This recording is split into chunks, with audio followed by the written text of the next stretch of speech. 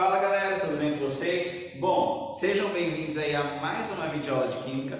Vamos continuar estudando as funções inorgânicas e a aula de hoje que eu preparei para vocês é sobre sais, a terceira função inorgânica que a gente vai ver. Então, já tem videoaula aí de ácidos, classificação e nomenclatura, bases, classificação e nomenclatura, e na aula de hoje a gente vai misturar uma base com um ácido para ver o que é um sal, certo? Então vamos lá aprender sobre os sais. Primeira coisa, o que é um sal, certo? Que função é essa? Então, sal é toda a substância obtida através da reação de um ácido com uma base. Tais reações a gente chama de reações de neutralização, tá? Porque o ácido está neutralizando a base, ou vice-versa, né? Então, uma reação de neutralização é a reação de um ácido com uma base, tudo bem? O que forma essa reação? Essa reação de neutralização, ácido mais base, sempre forma um sal e água, H2O. Sempre isso acontece. Essa é a primeira reação clássica da química que todo mundo aprende, é a reação de neutralização. Ácido mais base dá sal e água, certo? Então eu trouxe um exemplo aqui embaixo para vocês já. Então eu tenho o HCl, que é um ácido, o ácido clorídrico, mais NaOH, que é uma base, é o hidróxido de sódio, ou a soda cáustica. Agora já vou falar os nomes para vocês se acostumarem. Quando eu misturo esses dois casos, quando eu reajo esse ácido com essa base, eu tenho a formação do NaCl, né? Cloreto de sódio, como a gente vai aprender no nome dos sais, que é um sal, e H2O, que é água. Como que isso acontece? O que acontece, gente, é o seguinte: o HCl, os ácidos, né? A gente viu que são compostos que sofrem ionização, virando H+, e algum outro ânion. Nesse caso, viraria H+, e Cl-. E as bases também, né, sofrem uma dissociação, formando OH- e Na+. O que acontece aqui, na verdade, é uma troca de íons, né? Então, o que ocorre aqui? Em vez do H+ se ligar com o Cl-, o H+ vai se encontrar com um OH-, certo? Formando H+ com OH- vai dar mais com menos se anula, né? Forma uma substância neutra, H2O, por isso que sempre tem formação de água nesse tipo de reação, porque sempre vai ter um H+ vindo do ácido e um OH- vindo da base para originar o H2O. E os outros íons que sobraram também se encontram, certo? Então o Na+ vai se ligar com o Cl-, formando a espécie NaCl. Sempre coloca o metal primeiro, o cátion primeiro, tá bom? Primeiro o Na e depois o Cl. Tudo bem? Então nada mais é uma troca de íon. Lembra que positivo com negativo sempre, né? Cargas opostas se atraem. Então vamos tentar fazer essas duas reações de neutralização aqui de baixo que eu deixei pra gente. Então primeiro, vamos fazer por esse meio. Primeiro, o ácido H2SO4. Se você pensar na reação de ionização do H2SO4, como já foi colocado em aulas anteriores aí, formaria o H+, e o SO4 menos 2. E o LOH formaria o OH- e o Li+, certo? Seriam os meus resultados obtidos pela ionização do ácido e pela dissociação da base. E aí o H+ se junta com o OH- e forma água. Sempre já pode pegar e escrever água aqui, porque ela é um dos produtos. O produto do H+ do ácido com o OH- da base. E o Li+ vai se encontrar com o SO4 2-, e lembra que quando eu faço uma ligação iônica, eu tenho que botar o metal primeiro, o cátion primeiro e o ânion depois, e aí eu cruzo as cargas, lembra? Quem já aprendeu ligação iônica aí, acredito que todo mundo, tem que cruzar as cargas para formar. Então é o Li+, que está reagindo com SO4 menos 2, se ligando. E aí, carga do Li passa para esse lado, carga do SO4 passa para esse lado. Então vai formar o Li2 SO4, e aqui passou nada, né? 1, que eu não preciso colocar. Certo? Então, esse aqui é o nosso sal formado, tá? O Li2SO4. Não vou balancear aqui para vocês, tá, gente? Estou mais interessado em vocês entenderem nesse momento. Como eu falei, a gente vai ter uma aula de balanceamento, né? E vocês aplicam em todas as reações devem ser balanceadas. Mas o meu intuito aqui é mostrar qual sal que vai ser obtido através da reação de um determinado ácido com uma determinada base. E essas reações de neutralização que eu estou mostrando para vocês são reações de neutralização sempre totais. Depois eu vou comentar sobre as parciais. Último cara aí, ó, HBr formaria o H+ e o Br-. A LOH3 formaria o OH- e o Al+3. Reação: H+ se junta com OH-, forma água. E cátion Al3+ se junta com Br-, cruza as cargas para formar o Al-Br3. Tá, gente? Por favor, sempre o metal, sempre o cátion primeiro, tá?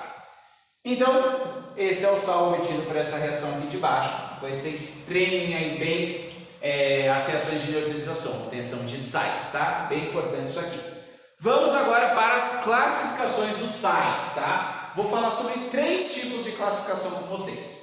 A primeira é quanto ao número de elementos presentes no sal, número de letras maiúsculas presentes no sal, né? De elementos químicos. Então, se eu tenho 2 elementos químicos no sal, o sal é binário. Se eu tenho 3 elementos químicos, ternário. Se eu tenho 4, quaternário. Então, exemplos aqui de binário, 2 elementos químicos, FeBr3, tem 2 tipos de elementos, ferro e bromo, binário, NaCl, binário, CaCO3, já tenho 3 letras maiúsculas, 3 tipos de elementos, o cálcio, o carbono e o oxigênio, 3, então ternário. Aqui, certo? K4FeCl6, já tenho 4 letras maiúsculas, 4 elementos, potássio, ferro, carbono e nitrogênio, portanto é um sal quaternário, certo? Segundo tipo de classificação é quanto à natureza dos íons, né? Que vai resultar no tipo de sal que vai ser formado. E aí a gente tem várias classificações aqui dentro. Ó. O sal pode ser normal, duplo, pode ser um hidrogeno sal, um hidroxissal ou um sal hidratado. Vamos entender um por um. Um sal normal é aquele sal criado através de um cátion, originado sempre pela base, com um ânion, originado pelo ácido. Ó, vê que a reação é sempre... O sal é sempre formado do cátion, carga positiva vindo da base, com ânion, carga negativa vindo do ácido. Cátion vindo da base, ânion vindo do ácido, se encontram formando o sal. Então, quando se encontra um cátion do ácido com um cátion da base, perdão, com um ânion do ácido, 1 para 1, eu formo um sal normal. Tenho aqui alguns exemplos: NaCl, MgBr2, Na2SO4. O cátion da base com o ânion do ácido. Um sal duplo já é quando 2 cátions ou 2 ânions estão presentes. Isso ocorre quando você mistura mais de um tipo de ácido ou mais de um tipo de base na sua reação de neutralização. Então, por exemplo, NaKSO4. Aqui eu já tenho a presença de 2 metais, né? De 2 cátions, o Na e o K, portanto é um sal duplo, eu tenho a presença de 2 cátions. E aqui CaBrCl, o Br e o Cl também são 2 ânions diferentes, né? Provindos de 2 ácidos, seriam diferentes, portanto é um sal duplo, quando eu tenho 2 cátions ou 2 ânions. O que é um hidrógeno sal? Olha aqui o nome, hidrógeno vem de hidrogênio, então é quando tem pela fórmula molecular um hidrogênio aqui no meio da fórmula molecular. Esses ácidos são provindos de reações de neutralização parcial, que são reações que nem todos os hidrogênios do ácido se encontram com os OHs da base, gerando água. Então acaba sobrando H+, que não se encontra com o OH-, né, na estrutura do ácido. Acaba sobrando H+, sem se neutralizar, sem encontrar o OH- para se neutralizar virando água. E aí acaba sobrando esse H aqui no meio da fórmula sal de neutralização parcial. Ok, gente? Então é um hidrógeno sal. Nesse caso, como sobrou H no meio, quer dizer que eu tinha um sal, sobrou H+, sem conseguir se neutralizar. E eu também tenho um hidroxissal. Esse hidroxi vem do hidróxido, da hidroxila, do OH.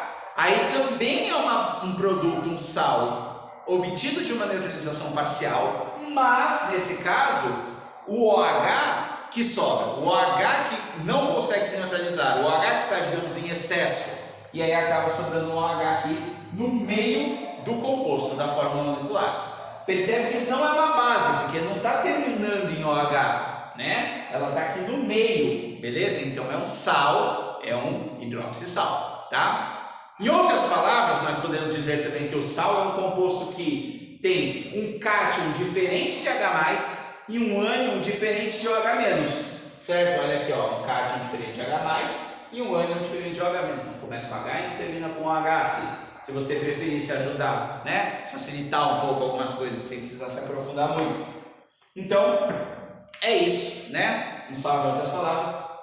E tá aqui até o hidroxissal. E por último, nós temos o sal hidratado, que é quando tem a presença de água na estrutura, tá? Então vai estar escrito lá, peito hidratado, por exemplo, né? Ponto 5H2O, ponto H2O, ponto 10 H2O, né? Deca hidratado. Ok? Então, quando ocorre a presença de água aqui dentro da estrutura do sal, tá? Se o sal não tem água, ele é chamado de sal anidro, tá? Sempre que você ouvir essa palavra, esse termo anidro, quer dizer sem água, sem a presença de água.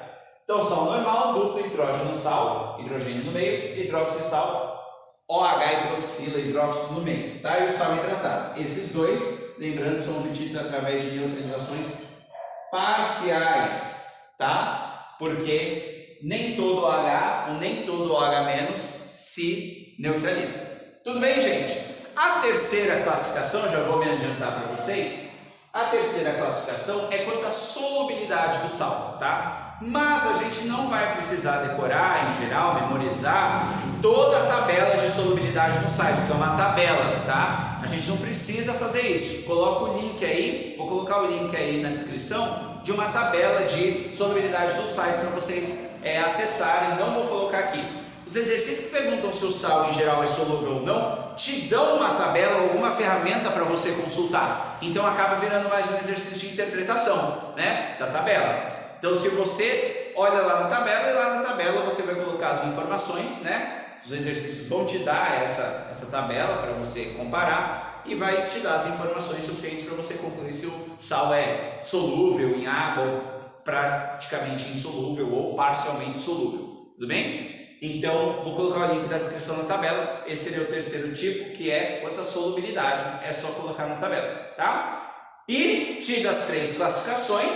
né? Vou colocar a terceira aqui, a gente já parte para nomenclatura de sais, tá? Então, bora lá.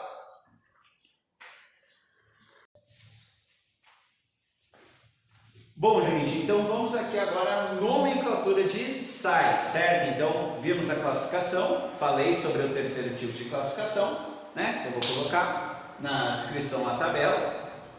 E agora vamos para a parte de nomenclatura de sais. Como é feita a nomenclatura de sais? Então, eu coloco o nome do ânion do sal, e o nome do cátion presente no sal. O nome do cátion é análogo à nomenclatura de bases, eu coloquei aqui para vocês. Então lembra quando lá na aula de bases, qualquer coisa para esse vídeo, volta lá na aula de bases. Lembra que na aula de bases a gente terminava falando sobre o metal, ele é hidróxido e o nome do metal. Então é igual, é o nome do metal. O nome do cátion nada mais é do que o nome do metal. Lembrando também que se o metal puder formar mais de uma base, isso quer dizer que ele também pode formar mais de um sal, porque o sal vem da base, né? Da base do ácido.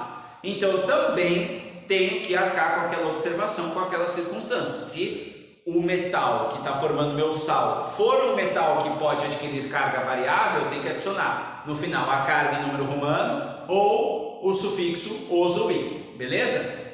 Então o nome do cátion é análogo à situação da base. O que mudou um pouco aqui para a gente é o nome do ânion. Nós não aprendemos como dar o nome do ânion agora. O nome do ânion do seu sal, ele é baseado no nome do ácido que deu origem a esse sal. Lembra que sais são formados por ácidos e bases, então ele vem do nome do ácido, o nome do ânion vem do ácido desse sal, formador desse sal, tá? E aí você vai comparar a terminação do ácido com a terminação do ânion que ele vai passar a ter, de acordo com essa linda tabelinha aqui. Então lembra que eu falei para vocês que para vocês darem nomenclatura de sal, vocês precisam saber a nomenclatura de ácido. Isso não é mentira. A nomenclatura de sal, o nome do ânion, que é parte da nomenclatura de sal, ele vem do nome do ácido. E lembra também que a gente tinha três terminações, três sufixos diferentes para o ácido, que era o osso e o ico, no caso de oxiácidos, e o hídrico, no caso de hidrácido. Gente, essa aula é só para quem já viu tudo sobre ácido e sobre base, senão não faz sentido chegar na aula de sais. Então volta e rever antes de vir para cá, tá? Se você já domina os ácidos e as bases, pode continuar. Então, se o sufixo do seu ácido, que é oso, o ânion que veio desse ácido, que vai formar o meu sal, vai ter o sufixo ito, né? Então, por exemplo, se for o ácido nitroso, vai formar o nitrito. Eu vou mudar apenas esse sufixo pelo sufixo do ânion. Se for ico, eu vou mudar apenas o sufixo por ato, nada mais muda. Se for hídrico, eu vou mudar por eto, tá?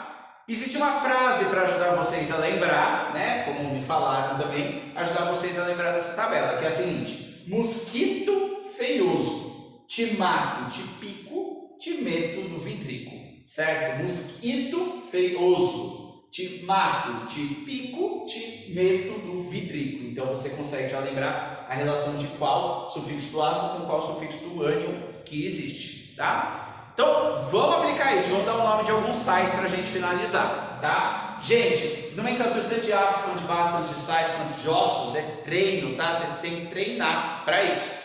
Tem que pegar e dar o nome de vários caras, sabe? A partir de agora, sempre que vocês veem algum composto inorgânico, já imagina o nome dele, mesmo que não tenha dito. Isso vai ajudar muito vocês a desenvolverem essa parte de nomenclatura. Então, primeiro camarada aqui, Na2CO3. Eu tenho esse aqui é o meu cátion, é o metal, sódio. E este camarada é o meu ânion, certo? Que veio do ácido. Nome do cara, ânion que veio do ácido, certo? Nome do ânion. O ânion, a parte que veio do ácido é o CO3. De qual ácido que vem o CO3? Aí é muito legal também se vocês conseguirem lembrar da parte dos ácidos principais que eu passei para vocês lá na segunda forma de dar nome de oxiácido. Eu passei alguns ácidos principais, eles vão te ajudar muito aqui, né? Se você dominar os ácidos principais, você vai bater o olho aqui, o CO3, e vai lembrar que o CO3, né, vem do H2CO3, que é o ácido carbônico, certo? Então, se ele é o ácido carbônico, ele vai dar origem ao ânion carbonato, certo? Carbônico, vou trocar o ito pelo ato, carbonato. Então esse cara é o carbonato de, e aí nome do metal, sódio, né? Sódio é o nome do cátion, que é o nome do metal. Como o sódio não forma mais de uma base, carbonato de sódio, ponto final. Próximo, KCl. Esse aqui é o meu cátion, esse aqui é o meu ânion. O ânion é o Cl. Olha só, gente, dicona aí para vocês já. Se o ânion não tem oxigênio, quer dizer que ele veio de um hidrácido, um ácido sem oxigênio. E se ele veio de um hidrácido, um ácido sem oxigênio, com certeza o final dele é hídrico e, portanto, vai virar eto. Olha aí, suave, certo? Então, se for sem oxigênio, ele já vai estabelecer uma circunstância com essa última linha aqui. Então, esse aqui viria do ácido clorídrico, então ele vai virar o cloreto. Então, cloreto de, e aí o K, que é o potássio, simplesmente o nome do metal. O potássio é da família 1A, ele não forma mais de um sal, então apenas cloreto de potássio. Próximo, FeBr2. Tem o cátion, tem o ânion. O ânion novamente, ó, é sem oxigênio, então o bromo vai ser o brometo. Ó como vai ficando mais rápido quando você vai treinando. Brometo de. Brometo, o final é eto, porque como isso aqui é um ânion sem oxigênio, ele veio de um hidrácido. Se ele veio de um hidrácido, o final era hídrico. Se o final era hídrico, vai virar eto. Então, bromídrico, brometo. Brometo de metal é o ferro. Aí o ferro, gente, lembra que ele pode formar mais de uma base, então pode formar mais um sal. Então ele entra na minha observação como entrava lá na parte de nomenclatura de base. Então esse aqui vai ser o brometo de ferro. Aí eu tenho que botar carga de ferro, que é 2 nesse caso. Então brometo de ferro 2. Ou brometo ferroso, tá? Próximo, este é o cátion, este é o ânion. Agora já tem oxigênio. PO4, lembra dos ácidos na forma padrão. O PO4 vem do H3PO4, certo? Que é o ácido fosfórico. Então o final ico, fosfórico, final ico vai virar ato novamente. Então fosfórico vai virar fosfato. Então, esse cara é o fosfato de, e aí o Ca, que é o cálcio, o nome do metal. Cálcio está na família 2A, então não forma mais um sal, então acabou aí. N2S, tem o cátion, tem o ânion. Ânion não tem oxigênio, então com certeza é a última linha aqui, ele veio de um hidrácido, então sulfídrico vai virar sulfeto, vai ter a terminação eto, sulfeto. E aí o metal que é o lítio, tá? Lítio, sulfeto de lítio. Tudo bem? Sulfeto de lítio, o lítio está na família 1A, só forma um tipo de sal, um tipo de base, então acabou aí. E o último MgSO4, tem aqui o cátion, tem aqui o ânion, ânion com oxigênio, lembra dos ácidos na forma padrão. O SO4 vem do H2SO4, desse ácido na forma padrão, que é o ácido sulfúrico. Então, final ico, sulfúrico, vai virar ato, sulfato. Então, esse é o sulfato de, e aí nome do metal, magnésio. Magnésio está na família 2A, forma apenas um tipo de sal, então não preciso acrescentar mais nada no final. Gente, aqui eu quis fazer vários exemplos sobre a nomenclatura de sais, poderíamos fazer vários outros. Se tiver dúvida em algum exemplo, pode deixar aí para mim que eu respondo, tá bom? Mas é isso que eu queria mostrar para vocês. Assim a gente finaliza classificação e nomenclatura de sais também. E aí na próxima aula a gente vai para a nossa última função, que vão ser os óxidos, e que eu vou falar um pouquinho sobre hidretos também. Tá bom? Espero que tenham gostado. Qualquer dúvida deixa aí. Valeu, falou e até a próxima.